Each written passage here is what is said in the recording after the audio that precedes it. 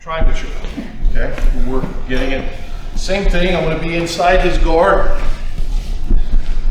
Good base and posture, there's absolutely no triangle choke here, right? I want to give him one by doing a huge mistake and reach back like this between the legs, which people will do. That's your triangle choke cue. Good. So, my rule for triangle chokes has always been the same. I don't really care what they do with their arm. So a lot of people, give me a triangle choke. Put your hands between my legs. Yeah. A lot of people, when they get here, will work and adjust and move all that. I don't really care what he does with his arm. I just want to lock this in.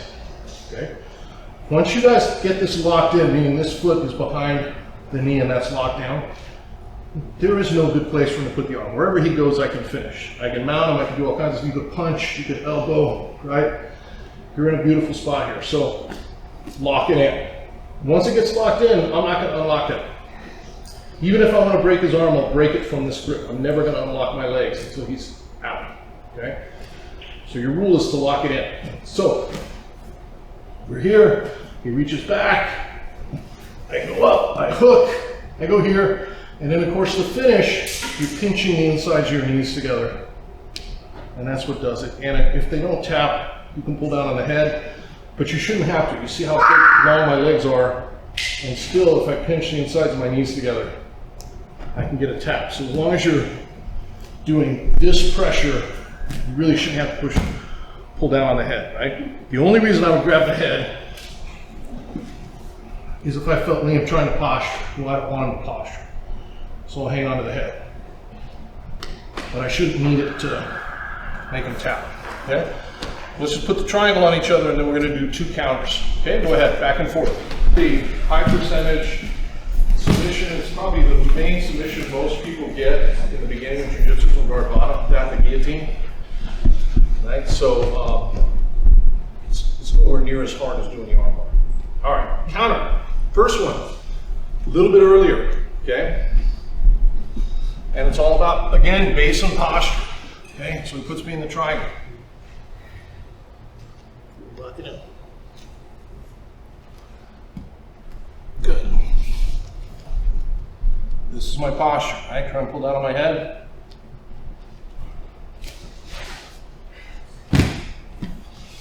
That's it, okay? So let's go through real quick. He puts me in the triangle. First thing I gotta do is get to my toes and get close, okay?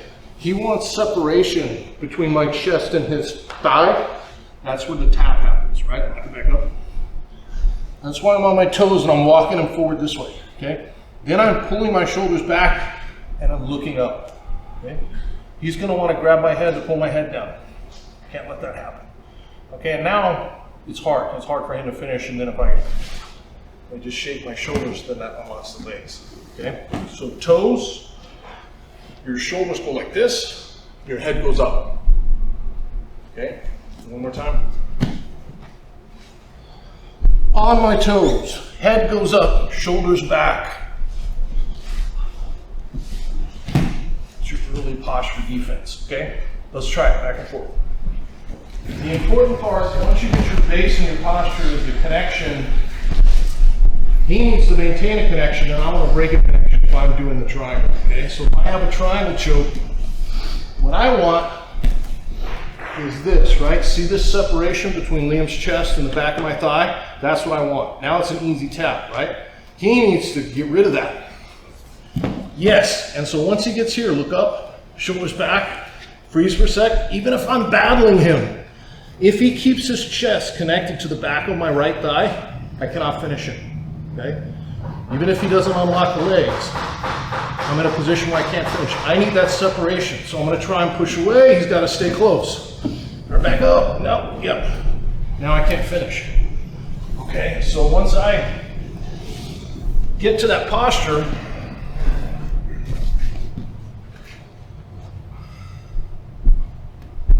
locked in. Once I get to that posture, I'm focused on this connection now. My chest up against the back of Liam's right thigh, right? Now go to finish. There's just no way he can finish from here. Yeah. Yeah, it's good. As long as I keep that connection. So you got to keep that. You can't let that separation happen. Okay? Another couple seconds. Go ahead. There are lots of different counters for triangles. Most of them aren't that good because once it gets locked in, it's such a powerful position, right? It's a powerful submission. The best counter to a triangle once it's locked in is to stack. Okay? So if you bring their hips, I don't want to stack so hard that they roll backwards. First time I competed, I put a triangle on a guy who did that, stacked me so hard, and I just rolled backwards and wound up in the exact same position, guard bottom, and finished him from that, right? So you don't want to go that hard. But if you stack just enough so their hips are directly over their neck, their legs unlock. Problem with that is you're putting everybody on the back of their neck, which is super dangerous. I don't want you guys to do it in the gym, right? That would be more for MMA or for fighting. But that is the best counter if you get caught, okay? So everything after that is not quite as good. This is one of those that's not quite as good, but it can work, okay? I'm too late.